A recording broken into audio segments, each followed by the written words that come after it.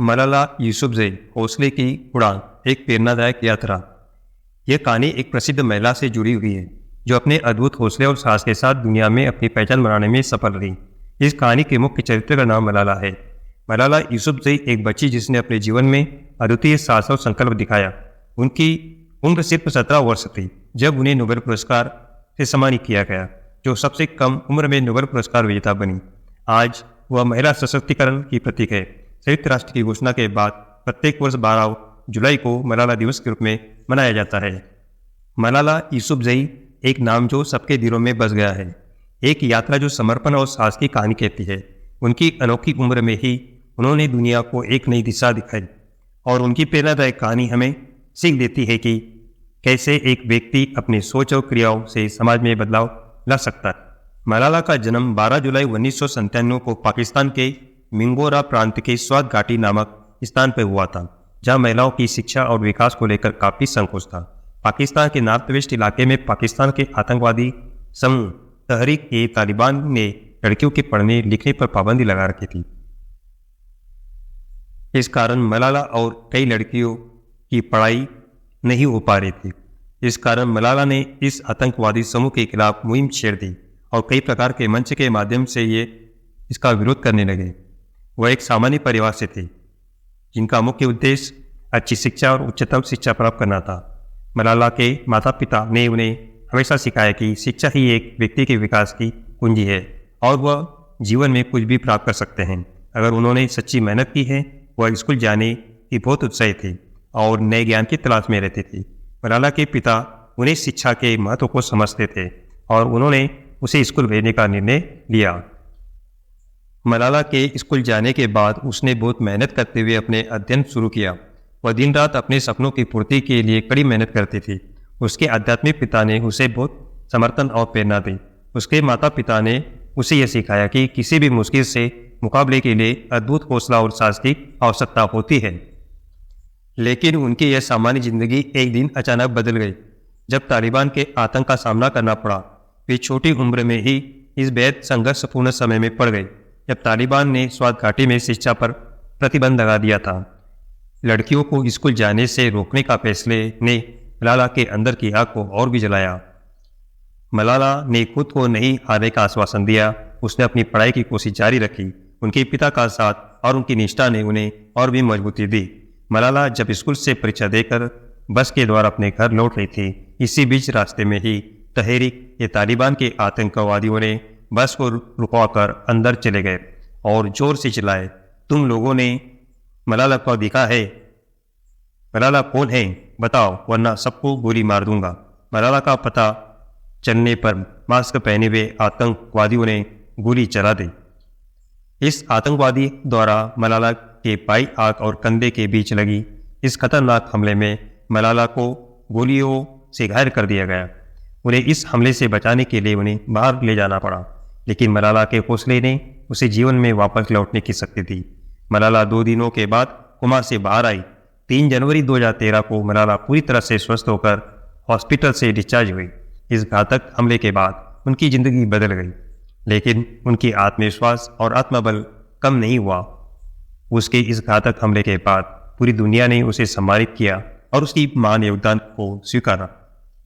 मलाला का यह घातक हमला ही उनकी नई यात्रा की शुरुआत थी। उन्होंने अपनी आवाज़ बुलंद की और शिक्षा के हक के लिए संघर्ष करने की कड़ी मेहनत की। उन्होंने तालिबान के खिलाफ आवाज़ उठाई और बच्चों को शिक्षित होने के महत्व को समझाने का काम किया। मलाला की आवाज़ ने पूरी दुनिया में धमाका मचा दिया। उनकी बहादुरी और उनका संघर्ष दुनिया के हर कोने तक पहुंच गया। उन्होंने बताया कि शिक्षित बच्चे ही समाज में विकास की कुंजी है और उन्हें सही दिशा में आगे बढ़ने का साथ दिखाया। 2014 में मलाला को नोबेल शांति पुरस्कार से सम्मानित किया गया। उन्होंने यह पुरस्कार सिर्फ अपने लिए नहीं बल्कि उन सभी लड़कियों के लिए जीता जो शिक्षा के हक के लिए संघर्ष कर रही थी। मलाला को प्रेरणादायक कहानी हमें यह सिखाती है कि हालत चाहे जैसी भी हो, अगर हमारा संकल्प मजबूत हो तो हम किसी भी मुश्किल को पार कर सकते हैं। उन्होंने दिखाया कि शिक्षा से हम खुद को बहुत मजबूत कर सकते हैं और दुनिया में परिवर्तन ला सकते हैं। उनकी यह यात्रा हमें यह सिखाती है कि समर्पण और साहस और दृढ़ संकल्प से हम किसी भी मुश्किल को पार कर सकते हैं और अपने लक्ष्यों की प्राप्ति के लिए हमें किसी भी परिस्थिति में हार नहीं माननी चाहिए। उनकी कहानी बताती है कि हम सिर्फ बड़ी उम्र में ही नहीं, हम छोटी उम्र में भी किसी महत्वपूर्ण उद्देश्य की प्राप्ति के लिए किसी भी संकल्प में सहायता कर सकते हैं। उन्होंने दिखाया कि छोटी उम्र में ही हम समाज में बदलाव ला सकते हैं और अपने लक्ष्यों की प्राप्ति के लिए आगे बढ़ सकते हैं। उनकी यह कहानी हमें बताती है कि समर्पण, साहस और निष्ठा से हम किसी भी मुश्किल को पार कर सकते हैं और अपने सपनों को पूरा करने के लिए हार नहीं माननी चाहिए। मलाला यूसुफजई की यह प्रेरणादायक कहानी हमें सिखाती है कि आतंकवाद और विवादों के बीच भी एक सिर्फ आवाज़ से कितना बड़ा बदलाव लाया जा सकता है। उन्होंने दिखाया कि शिक्षा के हक की रक्षा के लिए खड़े होने की आवश्यकता है और हम सभी को इस कवच में बचाने का काम करना चाहिए। मलाला यूसुफजई की कहानी हमें सिखाती है कि हालात चाहे जैसी भी हो, अगर हमारा संकल्प मजबूत हो हम किसी भी मुश्किल को पार कर सकते हैं। उन्होंने दिखाया कि शिक्षा से ही हम खुद को मजबूत बना सकते हैं और दुनिया में परिवर्तन ला सकते हैं। उनकी यह यात्रा हमें यह सिखाती है कि समर्पण, साहस और दृढ़ संकल्प से हम किसी भी मुश्किल को पार कर सकते हैं और अपने लक्ष्यों की प्राप्ति के लिए हमें किसी भी परिस्थिति में हार नहीं मानना चाहिए। मलाला यूसुफजई कोट्स। जब मैं छोटी थी तो मैं हमेशा एक डॉक्टर बनना चाहती थी, लेकिन अब मैं एक शिक्षक बनना चाहती हूँ ताकि मैं और लोगों को शिक्षित कर सकूँ। एक किताब, एक पेन, एक बच्चा, एक शिक्षक दुनिया को बदल सकते हैं। एक बुलबुले की तरह हम सब एक ही है, चाहे हम कहीं भी हो, चाहे हम किसी भी धर्म या संस्कृति से हो, हम सभी एक ही है। जिस दिन मुझे गोली मारी गई और उसके अगले दिन लोगों ने मैं मलाला हूँ के बैनर उठाए, उन्होंने ये नहीं कहा कि मैं तालिबान हूँ।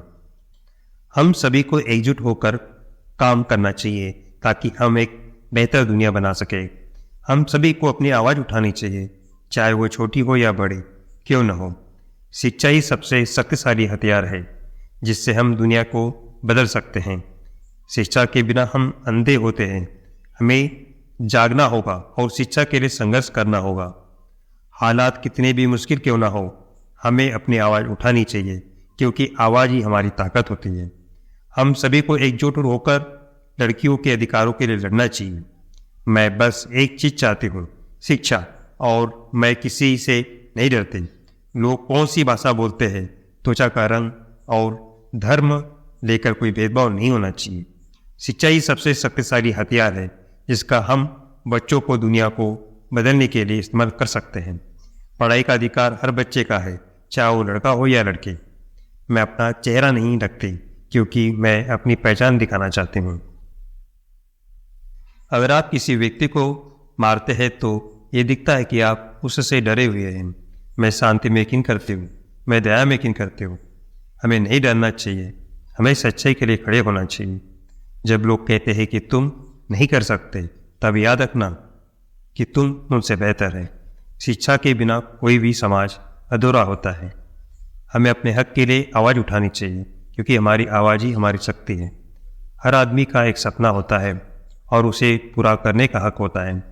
शिक्षा के बिना समाज की प्रगति संभव नहीं है। हमें आज़ादी की कीमत समझनी चाहिए और शिक्षा के लिए संघर्ष करना चाहिए। हमें अपने दर्द को अपनी ताकत में बदलना चाहिए और उसे आगे बढ़ने का माध्यम बनाना चाहिए।